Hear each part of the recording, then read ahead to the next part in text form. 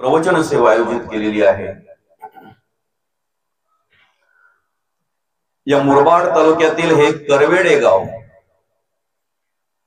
आणि या करवेडे गावातील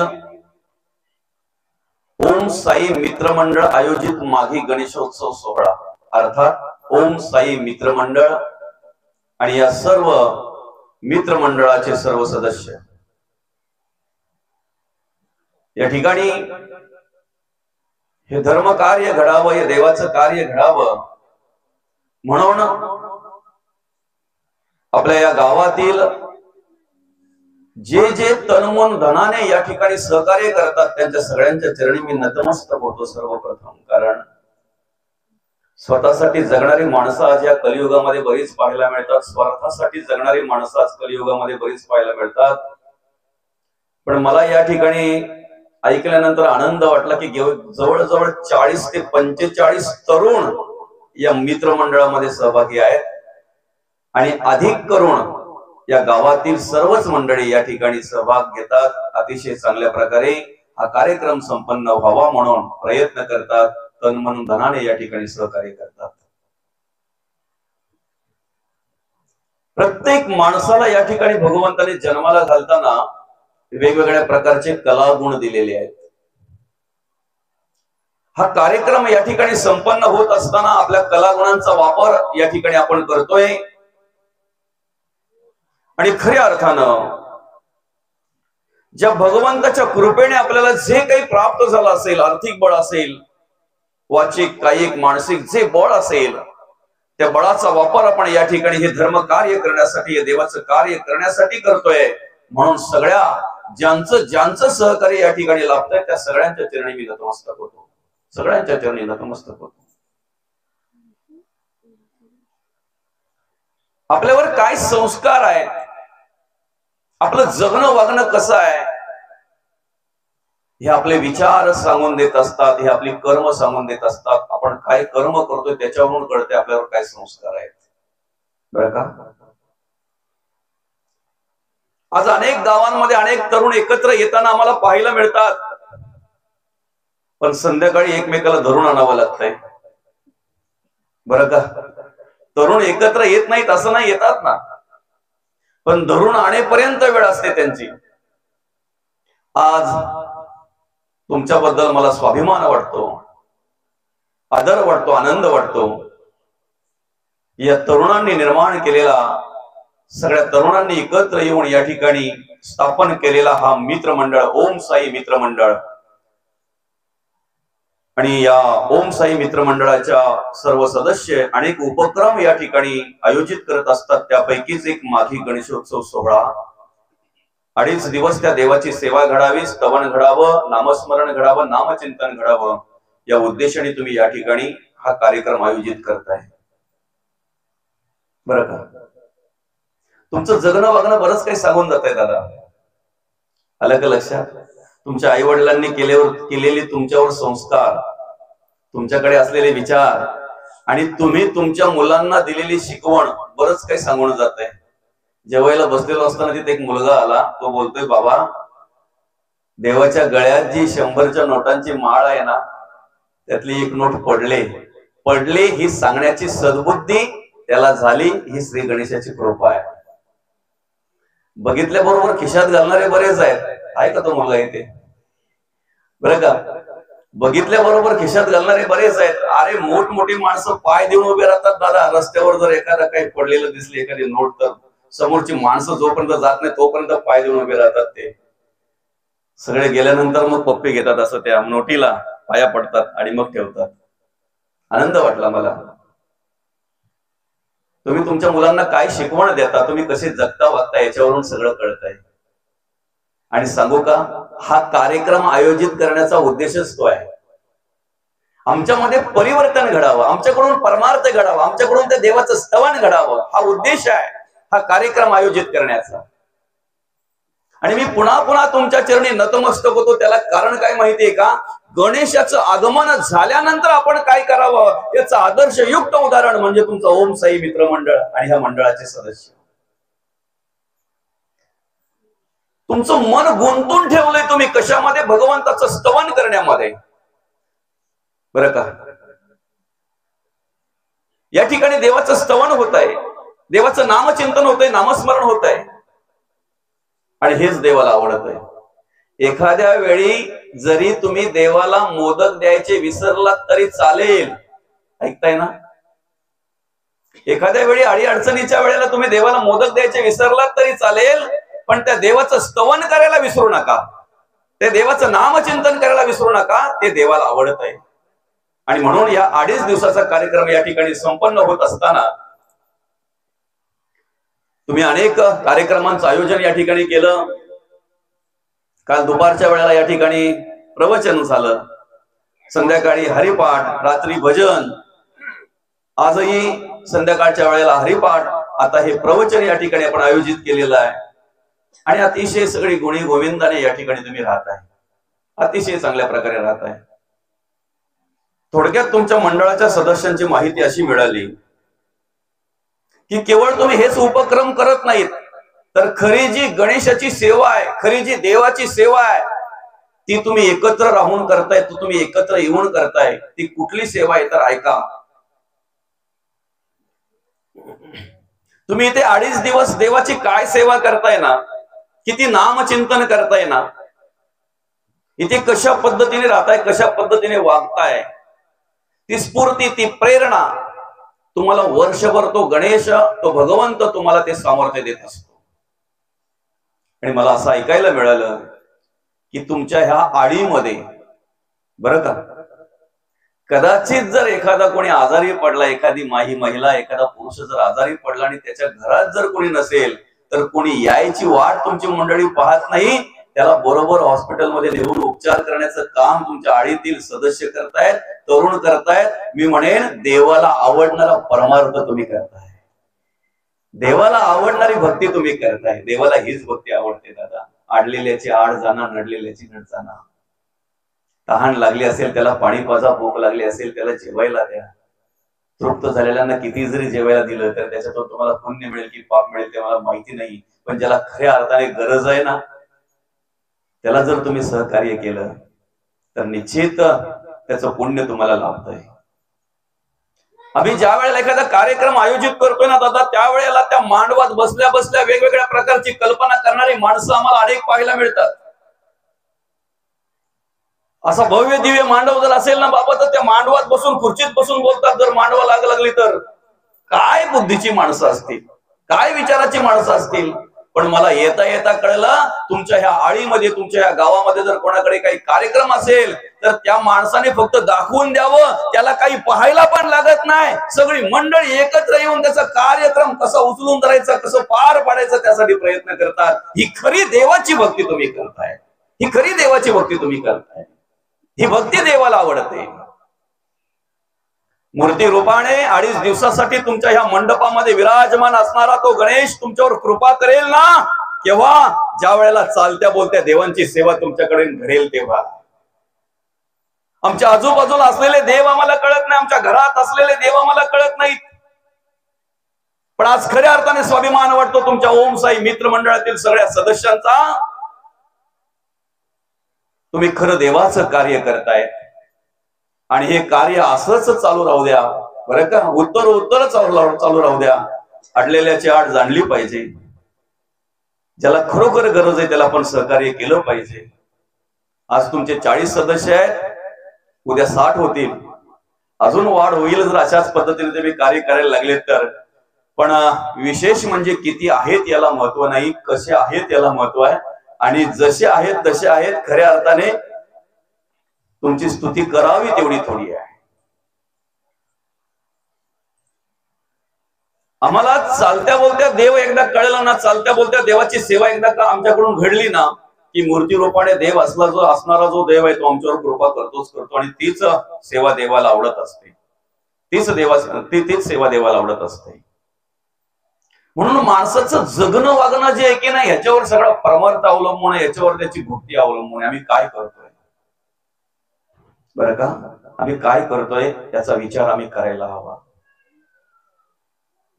आजचा जर विचार केला तर शेजारी काय घडतंय ते माणसाला कळत नाही. काही वेळेला एखादं दृश्य पाहून पण न पाहिल्यासारखं मनुष्य करतोय, कानाडोळा करतोय त्याच्याकडे. सहकार्य करण्याची भूमिका तर लांबच गेली, त्याला हेल्प, त्याला मदत करण्याची भूमिका तर लांबच गेली, मदत करायचं तर लांबच गेलं. पण आज खऱ्या अर्थाने ज्या ठिकाणी आपली गरज आहे, जे विचार भगवंताने आम्हाला दिलेले, जी कला भगवंताने आम्हाला दिलेली आहे, त्या कलेचा वापर आम्ही धर्म कार्यासाठी केला पाहिजे, देव कार्यासाठी केला पाहिजे. याचं एक आदर्शयुक्त उदाहरण म्हणजेच हे ओम साई मित्र मंडळ. आणि ह्या मंडळातील सर्व सदस्य, तुम्ही म्हणाल फक्त त्यांचीच स्तुती करता, पण माय माऊली तुमचा पण सिंहाचा वाटा आहे त्याच्यामध्ये, बरं का. जिला रांगोळी काढता येते तिने रांगोळी काढावी, जिला सारवण करता येते तिने सारवण करावं, जिला स्वयंपाक जमतंय चांगल्यापैकी मस्त की तिने स्वयंपाक करावा, जिला वाढायला जमतंय तिने वाढायचा प्रयत्न करावा. ज्या ज्या कला आपल्याला देवाने दिलेल्या आहेत की नाही, त्या कलेचा वापर आपण देवासाठी, देशासाठी आणि धर्मासाठी करावा.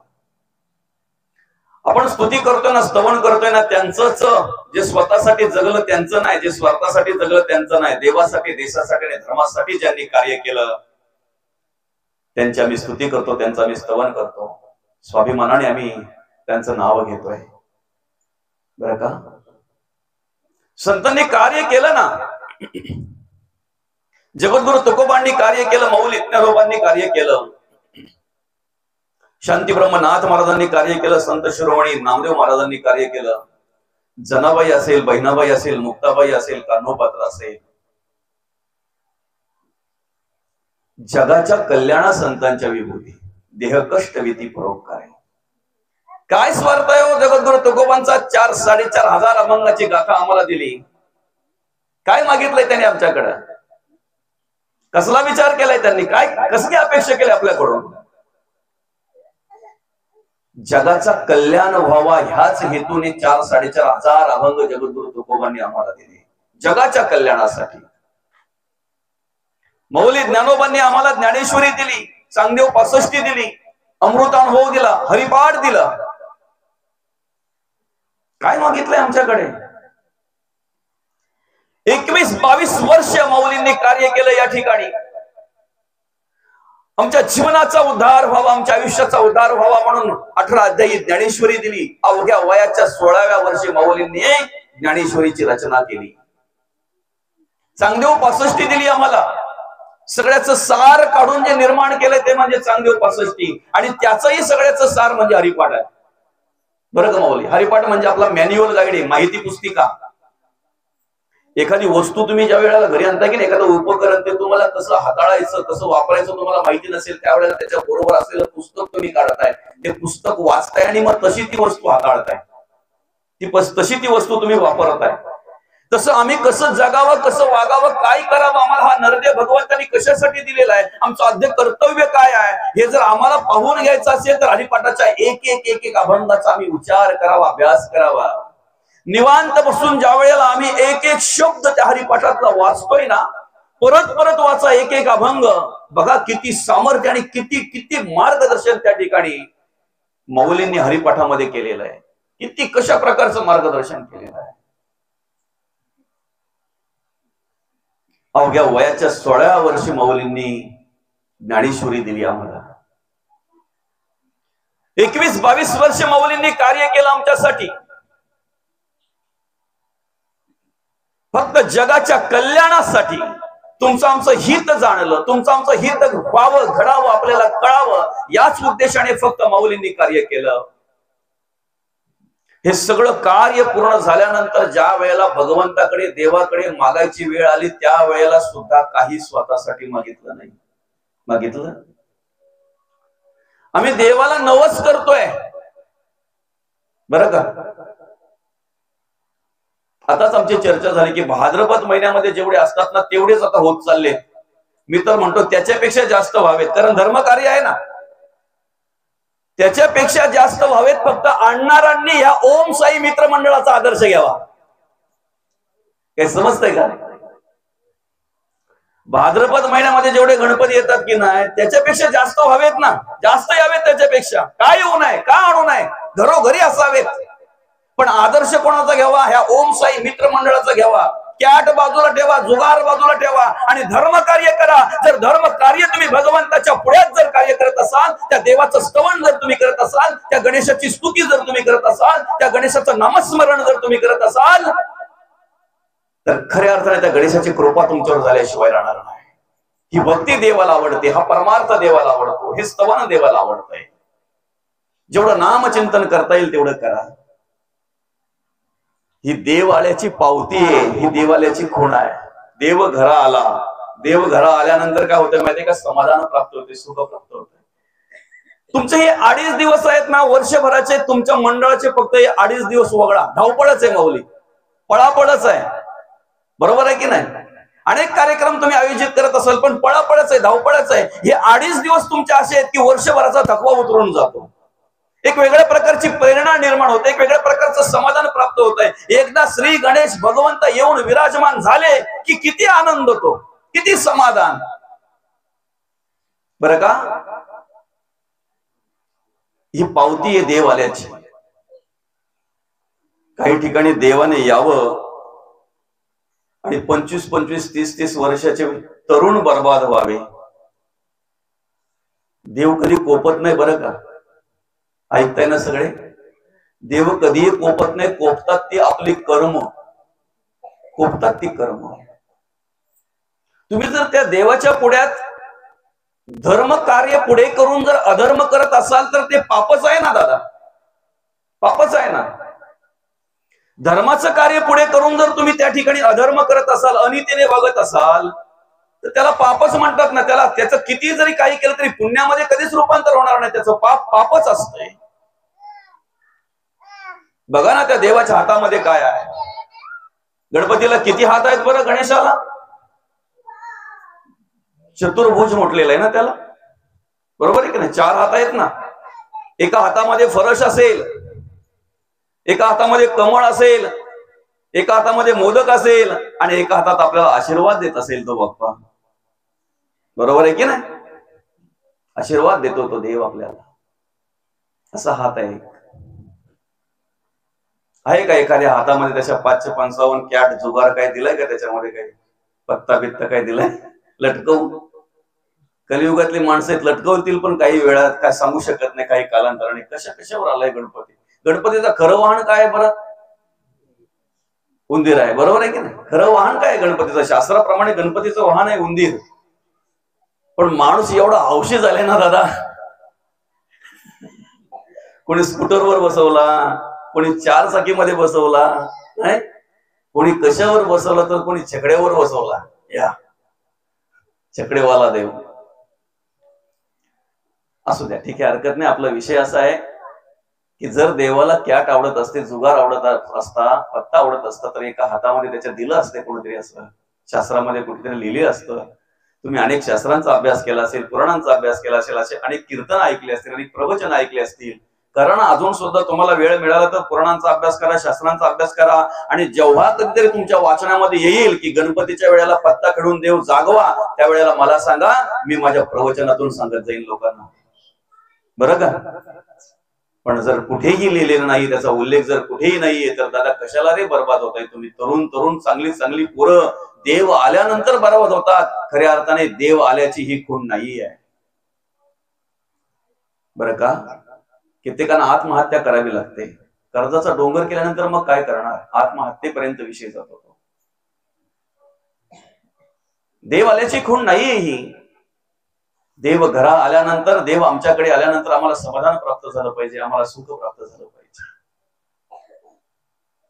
कधीतरी त्या देवाचं निरीक्षण करा ना, कधीतरी बघा ना त्या देवाची मूर्ती कशी आहे, तो कसा आहे भगवंत, तो देव कसा आहे. त्याचे डोळे किती लहान आहेत बघा देवाचे. का माहितीये तुम्हाला? आपली जर एखादी सूक्ष्म वस्तू, जर सुई जर पडली, कुठेतरी हरवली, तर तिला शोधण्यासाठी आपण डोळे मोठे करतो का लहान करतो? लहान करतोय, बरोबर आहे. लहान वस्तू जर शोधायचे असेल तर आम्ही डोळे लहान करतोय. आमचे लहान लहान कर्म त्या देवाला कळावेत म्हणून देवाचे डोळे लहान आहेत. एखादा कर्म, एखादा विचार आमच्यापासून सुटेल पण देवापासून कधीच नाही, बरं का? एखाद्या वेळी आम्ही केलेली कर्म आम्ही विसरू माऊली, पण देव कधी विसरत नाही, देवापासून कधीही सुटत नाही, कधीही सुटत नाही. देवाला शूर्पकर्ण म्हटलेलं आहे. शूर्पकर्ण म्हणजे सुपासारखे कान असलेला देव, शूर्पकर्ण. माय माऊली सुपाचं काम काय बरं? आता तुम्हालाच विचारतो, कारण सूप जास्त कोणाच्या हातात असतो? कोण बोलला? नवऱ्यांच्या? बायांच्या. कलियुग आहे ना मावशी, नाही का? काही सांगू शकत नाही, आता काही पण होऊ शकत नाही. म्हणून तुम्हाला विचारतोय, सुपाचं काम काय बरं? चांगलं आपल्याकडे घ्यायचं आणि वाईट पुढे ढकलून द्यायचं. बरोबर आहे की नाही मावशी? चांगलं ऐकायचं आणि वाईट असेल ते सोडून द्यायचं, ते ऐकायचं नाही. बरोबर आहे? तुमच्या 24 तास हातामध्ये सूप असतो, पण तुम्ही सुपाचा बोध घेता का? जर घेत असाल तर कोणीतरी तुमच्या सुनेविषयी आदवातवादात सांगितल्यानंतर तुम्ही ऐकायला पाहिजे. तुमच्या सुनेविषयी जर एखादी वाईट साईड सांगत असेल तर तुम्ही ऐकायला पाहिजे का? पण किती कान देऊन ऐकतो आम्ही. सांग बाई, बरा वाटतंय जरा असं बोलला नाही का माणसाला, जरा पोट भरून बोलला का बरा वाटतंय, ते असा. सासूची कुटाणी जर कोणतरी तुमच्याकडे काढत असेल सुना, तर तुम्ही ऐकायला नाही पाहिजेत वास्तविक. बरं का? आम्ही हलक्या कानाच्या ना. जरा कोणी सांगितलं बस, अहो पतीविषयी जरा कोणी काही सांगितलं का लगेच ते धरून बसतात. म्हणून देवाचे कान सुपासारखे आहेत, विशेष म्हणजे सतत हलते आहेत, सतत हलते आहेत. तुम्हाला माहिती आहे का? हत्ती बलाढ्य आहे. ऐका, हत्ती बलाढ्य आहे, हत्तीकडे भरपूर सामर्थ्य आहे, पण त्याच्या कानात जर मुंगी गेली ना तर मरणदायी यातना त्याला होतात. एक मुंगी. तसं आम्ही किती जरी ज्ञानी असलो, किती जरी हुशार असलो, फक्त एक संशय रूपी मुंगी जर आमच्या कानात गेली ना, चांगले चांगले चाललेले संसार उद्ध्वस्त करून सांगताय, माणसाचं आयुष्य बर्बाद करून टाकतंय ते संशय. ती मुंगी जाऊ नये म्हणून कान हलवत राहा, जरा बोध घ्या, जरा तिथे सुपाचं काम काय चांगलं घ्या, वाईट बाजूला सारून द्या. ऐकायचंच नाही, नकोच ते. निंदकाचे स्वर नको माझ्या काने. संत म्हणतात त्यापेक्षा मी बहिरा बरा ना. ऐकायला नाही येईल तर बरं ना. निंदकाचे स्वर जर ऐकायला मिळत असेल तर का पाहिजे ते? आमच्या वैखरीतून जर अभद्र वाचा असेल, नको ते जर येत असेल तर देवा मी मुकाच बरा ना, मग न बोललेलंच बरं ना. मग पापाची वासना जर आमच्या डोळ्यामध्ये येत असेल तर देवा त्यापेक्षा आमच्यापेक्षा दृष्टीहीन बरा ना, ज्याला दिसत नाही तो बरा ना. आम्हाला देवाची पूजा करायची आहे, आम्हाला देवाची सेवा करायची, आम्हाला देवाचं स्तवन करायचं आहे. आमच्यावर त्या गणेशाची कृपा व्हावी असं प्रामाणिकपणे आम्हाला वाटतंय. कधी होईल? ज्या वेळेला आम्ही सर्वांगाने गणेशाची सेवा करू ना, डोळ्यातून गणेशाला पाहू, कानातून गणेशाचं ऐकू, मुखातून गणेशाचं स्तवन करू, सर्वांगाने ज्या वेळेला आम्हाला देव कार्य घडेल ना, त्यावेळेला त्या मूर्ती रूपाने आलेल्या गणेशाची कृपा आमच्यावर झाल्याशिवाय राहणार नाही. बरं का? पण त्यासाठी महत्वाचा विषय असा आहे की ज्या वेळेला आमच्या घरी गणपती यायचे असतात ना, त्यावेळेला त्या बाप्पाचं आगमन होण्याच्या काही काळ आधी आमच्या घरातली साफसफाई चालू असते. बरोबर आहे की नाही माय माऊली? स्वच्छता चालू असते ना. किती दिवस नाही, किती महिने. एका महिन्यापासून ती बिचारी वर्षभर जी भांडी हात लावला नसेल ना, कारण डबल टिबल असतात ना ती. आमची व्यवस्था आम्ही असं करतो की आम्हाला जेवढं पाहिजे तेवढं ठेवतो, पण कधीतरी बाजारात गेलो ना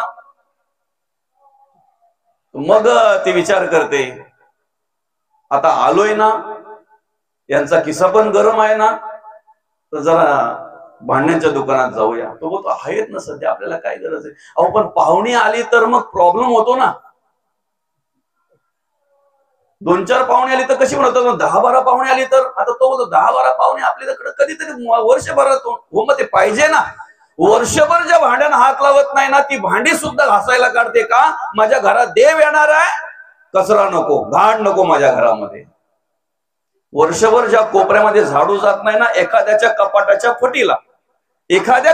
फटीला वर्षभर झाडू जात नाही ना, तो कपाट सरकवून ती घाण काढते का? माझ्या घरात देव येणार आहे, अजिबात कचरा नको, मुळीच कचरा नको.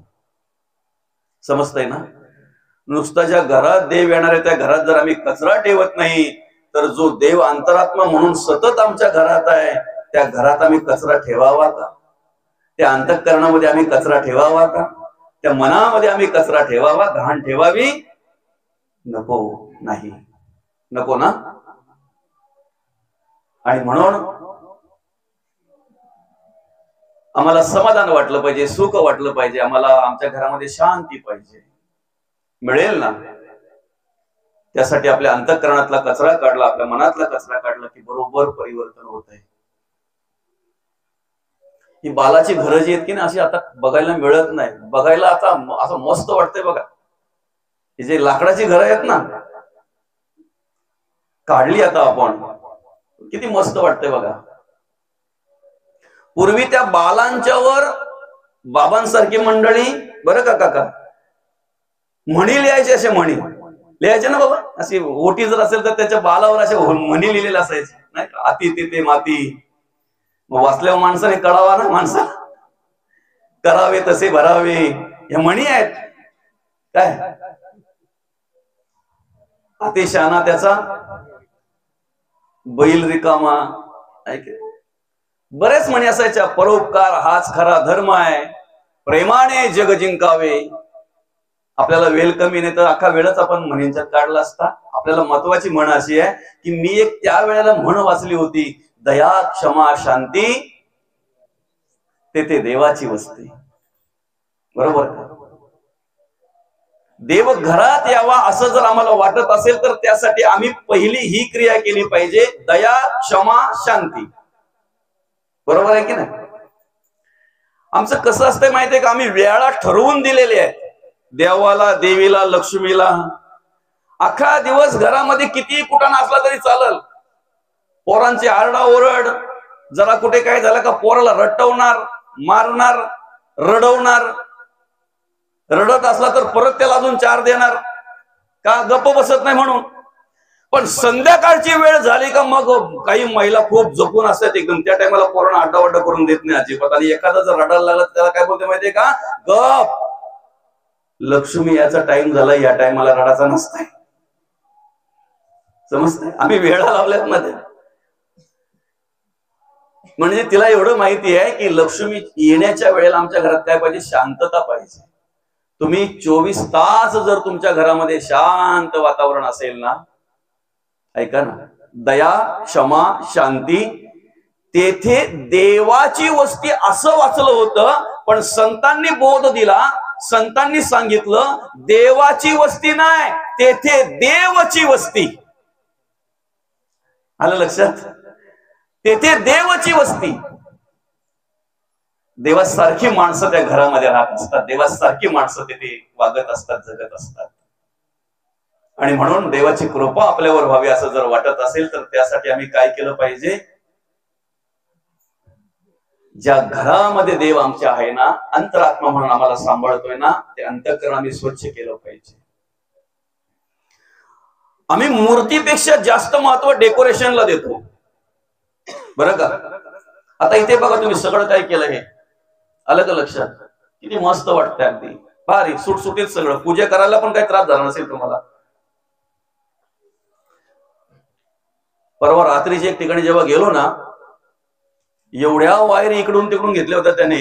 कधी पूजा करता करता ती वायर एका त्या पेल्याला लागली, नेमका जॉईंट होता. झोपच उडली ना माझी, बरं का? थोडा शॉक लागल्यानंतर, जरा झटका लागल्यानंतर क्लिअर झालो एकदम. महत्वाचा विषय काय माहितीये का, आम्ही मूर्तीपेक्षा जास्त महत्व डेकोरेशनला देतो. बरोबर आहे की नाही?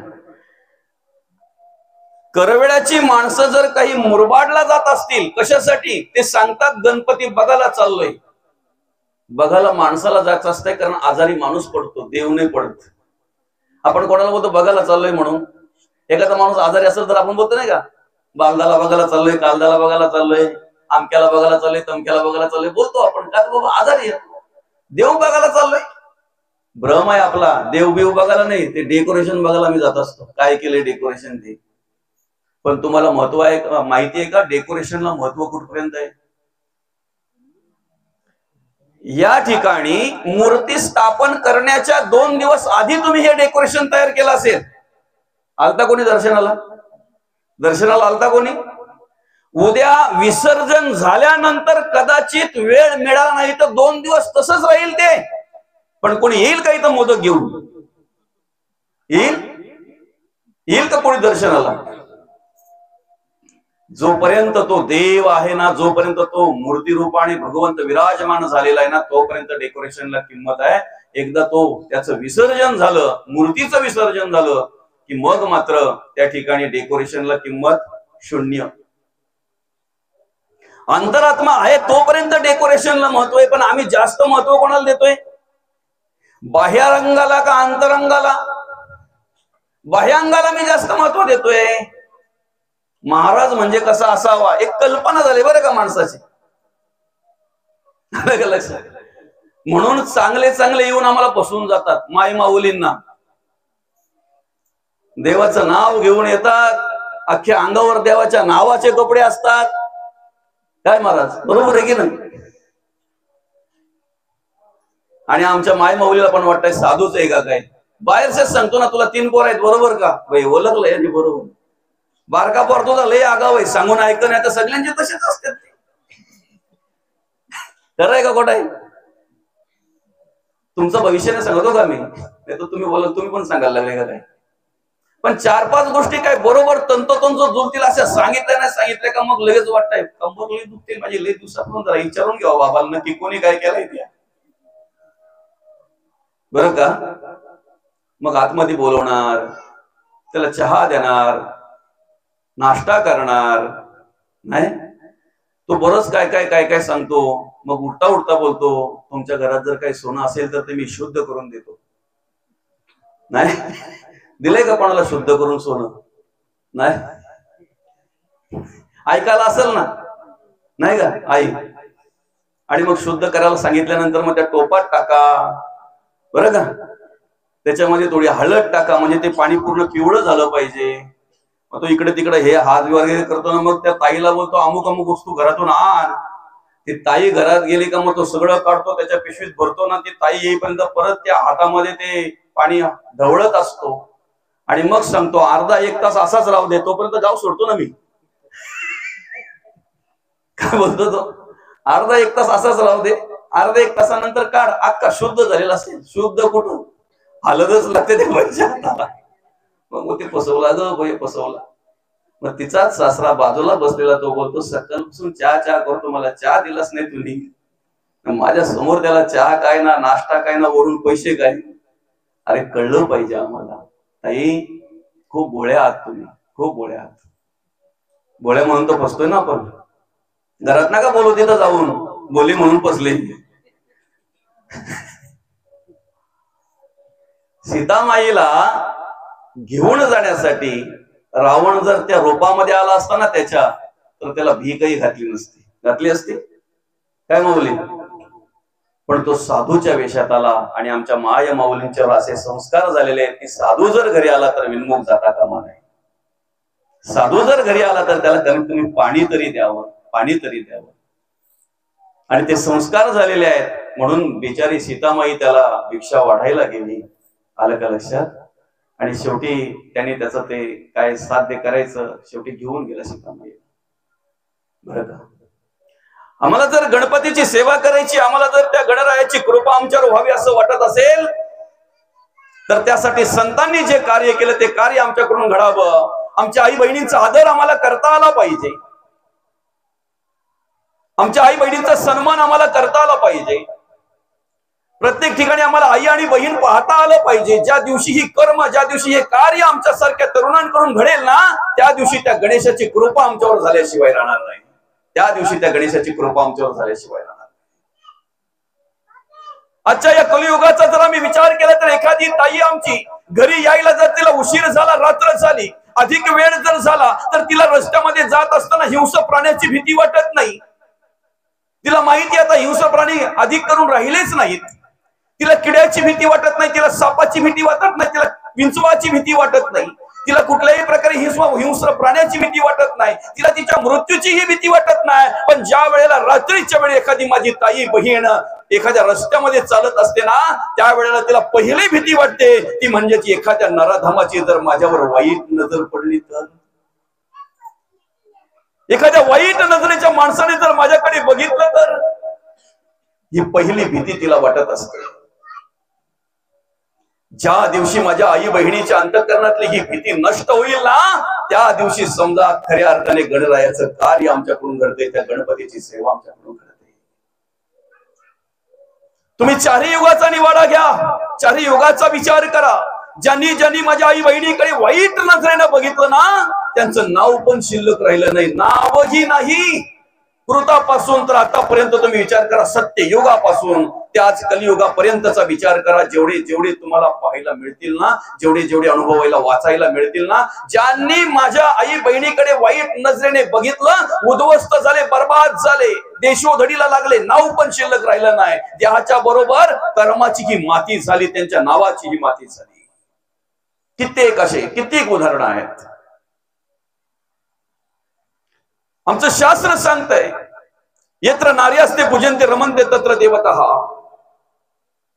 ज्या ठिकाणी महिलांचा सन्मान केला जातो, ज्या ठिकाणी महिलांचा आदर केला जातो, त्या ठिकाणी सगळ्या प्रकारच्या देवता रममाण होत असतात. सगळ्या प्रकारच्या देवता रममाण होत असतात. असं म्हटलं जातंय, ज्या घरामध्ये मुलींचा आणि महिलांचा खळखळून असा आनंदात हसण्याचा आवाज येतोय ना, त्या घरामध्ये लक्ष्मी येण्यासाठी तुम्हाला सुगंधी अगरबत्ती लावायची गरज नाही. ती लक्ष्मी त्या घरामध्ये सतत विराजमान असते. फक्त आम्हाला तसं जगता वागता आलं पाहिजे. देवाच्या मूर्तीचं विसर्जन करता करता आम्हाला बऱ्याच गोष्टींचं विसर्जन करता आलं पाहिजे. झालं ना तर निश्चित आमचं जीवन सुंदर झाल्याशिवाय राहणार नाही. जीवन सुंदर झाल्याशिवाय राहणार नाही. उद्या विसर्जन करताना आपल्या अंतरीचे वाईट गुण विसर्जित करा, वाईट कर्म विसर्जित करा, वाईट विचार आपले विसर्जित करा. ज्याच्याने आमची हानी होते, ज्याच्याने आम्हाला त्रास होतोय, त्या गोष्टी जर आम्ही आमच्या घरात ठेवत नाहीत, तर आमचं जीवन बर्बाद करणारे विचार आम्ही का ठेवतोय आमच्या अंतःकरणामध्ये? आमचं आयुष्य उद्ध्वस्त करणारे विचार आम्ही का ठेवतोय आमच्या अंतःकरणामध्ये? एकीकडे आम्हाला धर्म कार्य पाहायला मिळतात. 40-45 तरुण या ठिकाणी या मंडळामध्ये कार्य करतायत, धर्माचं कार्य करतायत, देवाचं कार्य करतायत. स्वाभिमान वाटतो अशा तरुणांचा, आनंद वाटतोय त्यांच्याकडे बघितल्यानंतर. पण एकीकडे आमच्याच पैकी, आमच्याच बाजूला काही 25-30 वर्षाचे तरुण व्यसनाधीन होऊन बर्बाद होताना आम्हाला दिसतात, उद्ध्वस्त झालेले पाहायला मिळतात. कारण काय? प्रत्येकाचे आई वडील त्यांना चांगल्या प्रकारचीच शिकवण देत असतात. वेडं वाकडं काही शिकवलं जात नाही. आम्हाला जडलेले संघ, आम्हाला झालेले संघ, आम्ही कोणाच्या जोडीला बसतोय ना याच्यावरून आमची किंमत ठरली जाते. आम्ही कोणाच्या जोडीला बसतोय ना याच्यावरून त्या पद्धतीने लोक आमच्याकडे पाहत असतात. आम्ही कोणाच्या जोडीला बसतोय, कोणाच्या संगतीला बसतोय. बरं का? तुम्हाला व्यसनाधीन करणारे, व्यसन करायला लावणारे, तुमचं आयुष्य बर्बाद करणारे 100 मित्र जवळ करण्यापेक्षा 2च मित्र जवळ ठेवा. 2च मित्रांची मैत्री करा, जे तुम्हाला ज्ञानोबा तुकोबा सांगतील, जे धर्माचं कार्य करण्यासाठी तुम्हाला प्रेरणा देतील. असे 2च असले तरी चालतील. व्यसनाधीन करणारे 100 काय तुम्ही करताय? काय जवळ करताय? आम्ही कसं जगलं पाहिजे, कसं वागलं पाहिजे, हे आमचा आम्ही स्वतः विचार केला पाहिजे. तूच आहेस तुझ्या जीवनाचा शिल्पकार. माऊली म्हणतात, आपुली आपण करा सोडवणा संसार बंधन तोडावे की. आम्हाला आमचं हित साधण्यासाठी, हित करण्यासाठी, हित साधण्यासाठी प्रयत्न करायचे आहेत. मग आम्हाला कळलं पाहिजे ना की एखादी बाई येऊन जर आमच्या कानामध्ये काहीतरी सांगून जात असेल, एखादा पुरुष येऊन जर आमच्या कानामध्ये काहीतरी सांगून जात असेल, तर त्यावेळेला आम्हाला कळलं पाहिजे याच्या मागचा हेतू काय आहे. बुद्धी दिली ना देवाने आम्हाला पडताळणी करण्याची. सकलार्थ मती प्रकाशू म्हटलेलं आहे त्याला. त्या गणेशाचं स्तवन करत असताना माऊली काय म्हणतात? ओम नमो जी आध्या वेद प्रतिपाध्या जय जय स्वस्वयं विद्या आत्मरूपा. देवा तूची गणेशू सकलार्थ मती प्रकाशू म्हणे निवृत्ती दासू अवधारा तुझी. बुद्धीची देवता आहे ती. त्या भगवंताने आम्हाला बुद्धी दिलेली आहे, माणसाला बुद्धी दिलेली आहे, जगण्याचं स्वतंत्र आम्हाला दिलेलं आहे, चारी वाचा आम्हाला दिलेली आहेत. त्या गणेशाचं स्तवन करत असताना समर्थ म्हणतात, गणाधीश जो ईश सर्वा गुणांचा, मुळारंभ आरंभ तो निर्गुणाचा, नमो शारदा मूळ चत्वार वाचा. चारही वाचेने त्या देवाचं आम्हाला स्तवन करता आलं पाहिजे. परा, पच्छंती, मध्यमा आणि वैखरी. परेपासून ते स्तवन घडलं पाहिजे आमच्याकडून. परेपासून स्तवन घडलं पाहिजे. घडेल ना, त्यासाठी परा कुठे ते कळलं पाहिजे. अंतःकरणाच्या ठिकाणी परा आहे बरं का. ज्या उन्मेष वृत्ती आहे, नाभिस्थानी उन्मेष वृत्ती, त्याची परा जाणी जे श्रुती. ध्वनी रूप पच्छंती हृदयी वसे.